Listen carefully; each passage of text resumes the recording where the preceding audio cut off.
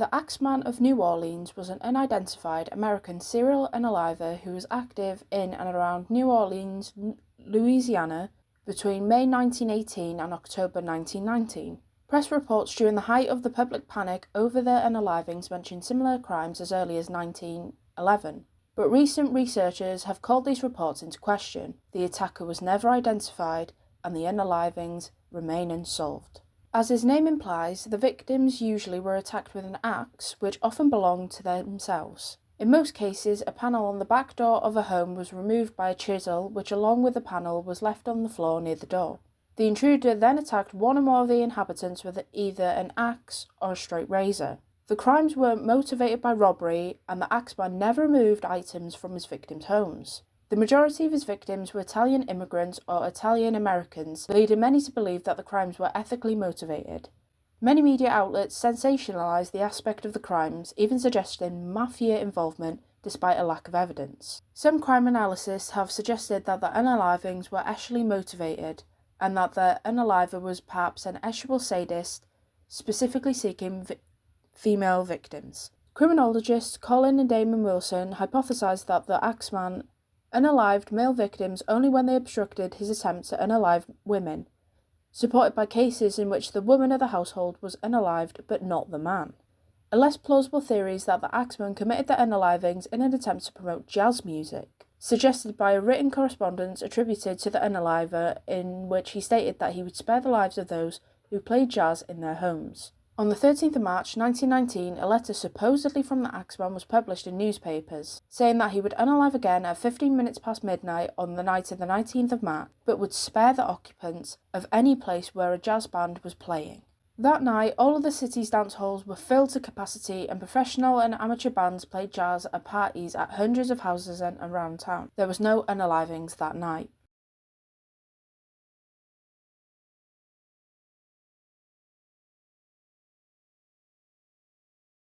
The axeman was never caught or identified, and his crime spree stopped as mysteriously as it started. His identity remains unknown, although various possible identifications of varying plausibility have been proposed. Crime writer Colin Wilson speculates that the axeman could have been Joseph Monfrey, a man shot to death in LA in December 1920 by the widow of Mike Pepitone, the axeman's last known victim. Wilson's theory has been widely repeated in other true crime books and websites. However, true crime writer Michael Newton searched public, police and court records in New Orleans and LA, as well as newspaper archives, and failed to find any evidence of a man named Joseph Monfrey or a similar name having been assaulted or killed in LA. Newton was also not able to find any information that Mrs. Pepitone, identified in some sources as Esther Albano and in others simply as woman who claimed to be Pepitone's widow, was arrested, tried or convicted for such crime, or indeed had been in California. Newton notes that Monfrey was not an unusual surname in New Orleans in the time of the crimes. It appears that there actually may have been an individual named Joseph Monfrey or Mumfrey in New Orleans who had a criminal history and who had been connected with organised crime. However, local records for the period are not extensive enough to allow confirmation of this, or to positively identify the individual. Wilson's explanation is an urban legend, and there is no more evidence now on the identity of the killer than there was at the time of the crimes. Two of the alleged early victims of Axeman, an Italian couple named Ciambra, were shot by an intruder in Lower Ninth Ward home during the early morning hours of the 16th of May 1912. The male Ciambra survived while his wife didn't. In newspaper accounts, the prime suspect was referred to the name of Monfrey more than once. While radically different than the axeman's usual modus operandi, if Joseph Monfrey was indeed the axeman, the Ciambras may well have been the early victims of the future serial killer. According to scholar Richard Warner, the chief suspect in the crimes was Frank Doc Monfrey. 1875 until 1912, he used the alias Leon Joseph Monfrey or Manfrey. Monfrey's Garden District jazz business, previously struggling, was noted by many in the community as seeming to do unusually good business once the city was compelled by the threat of violence to hire jazz bands and play jazz records. On the 23rd of May 1918, Joseph Maggio, an Italian grocer, and his wife Catherine were attacked while sleeping inside their apartment on the corner of Upline and Magnolia Street. The killer broke into the residence and cut the couple's throats with a straight razor. Catherine's throat was cut so deeply that her head was nearly severed from her shoulders. The killer then struck both victims with an axe, perhaps in order to conceal the cause of death. Joseph survived the attack, but died minutes later after being discovered by his brothers, Jake and Andrew. The killer wrote a message on the nearby pavement reading,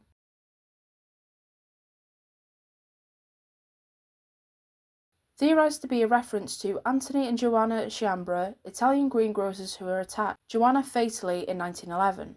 Police found the bloody clothes of the murderer in the apartment, as he had obviously changed into a clean set of clothes before fleeing the scene.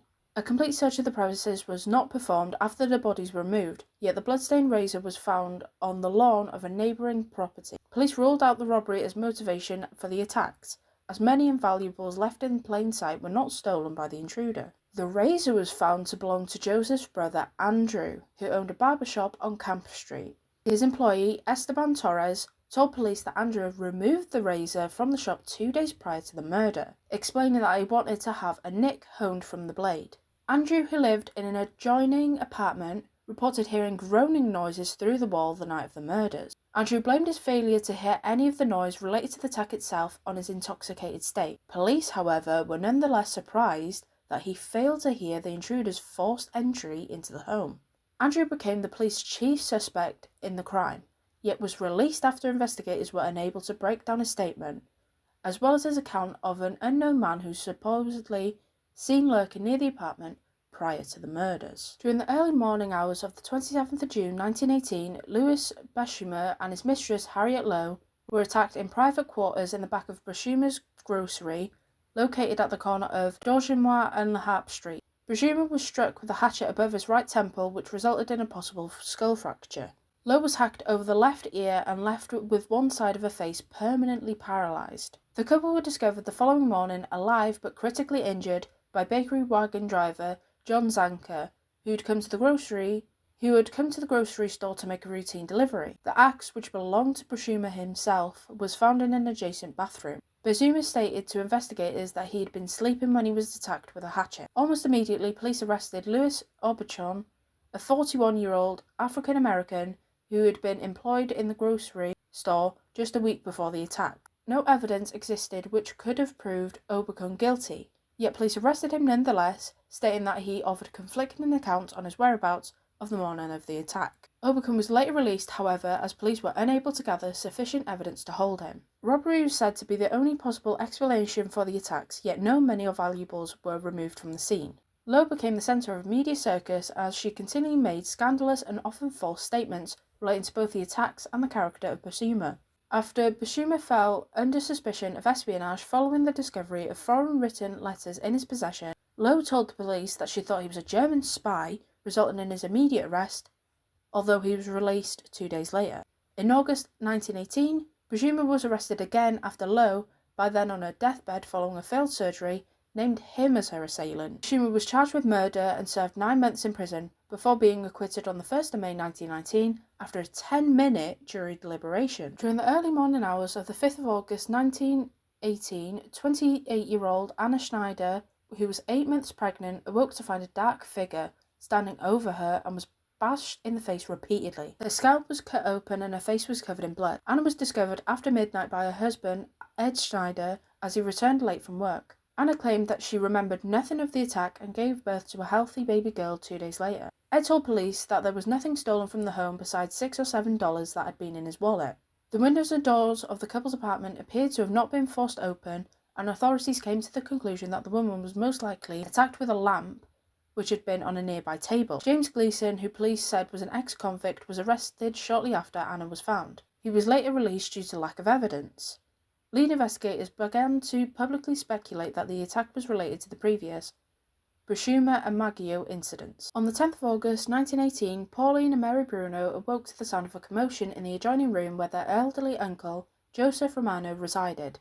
Upon entering the room, the two sisters discovered that Romano had taken a serious blow to the head, which resulted in 2 open cuts. The assailant was fleeing the scene as they arrived, yet the 2 girls were able to distinguish that he was a dark-skinned, heavy-set man who wore a dark suit and slouched hat. Romano was able to walk to the ambulance once it had arrived, yet sadly died 2 days later due to severe head trauma. His home had been ransacked, yet no items were stolen. Authorities found a bloody axe in the backyard and discovered that the panel in the back door had been chiseled away. The murder created a state of extreme chaos in New Orleans, with residents living in constant fear of the Axeman attack. Police received a slew of reports in which citizens claimed to have seen the killer lurking in local neighborhoods. A few men even called to report that they had found axes in their backyards. John D'Antonio, a then-retired Italian detective, made public statements in which he hypothesized that the man who had committed the recent murders was the same man who had killed several individuals in 1911. D'Antonio described the potential killer as an individual of dual personalities who killed without motive. This type of individual, D'Antonio stated, could very likely have been a normal, law-abiding citizen who was often overcome by an overwhelming desire to kill.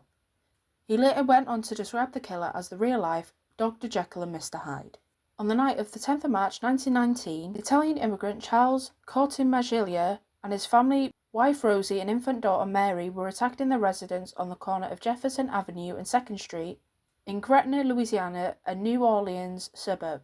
Upon hearing screams from their residence, grocer Orlando Giordano rushed across the street to investigate. He discovered that the family had been attacked by the Axeman. Charles and Rosie had both suffered skull fractures from the blows caused by an axe, which was found on the back porch. Mary was killed in her mother's arms from a blow to the back of the neck. Nothing was stolen from the house, but a panel on the back door had been chiseled away. Charles was released 2 days after the attack, while his wife remained in the care of doctors. Upon regaining full consciousness, Rosie made claims that Giordano and his 18-year-old son Frank were responsible for the attacks. Orlando, a 69-year-old man, was in too poor of health to have done so. Frank, more than 6 feet tall and weighing over 200 pounds, would have been too large to fit through the panel of the back door. Charles vehemently denied his wife's claims, yet police nonetheless arrested the Giordanos and charged them with murder. The men would later be found guilty. Frank was sentenced to hang and his father life in prison. Charles divorced his wife after the trial. Almost a year later, Rosie admitted that she had falsely accused the Giordanos out of jealousy and spite, resulting in their release. On the 10th of August 1919, grocer Steve Boca was attacked as he slept in his bedroom by an axe-wielding intruder.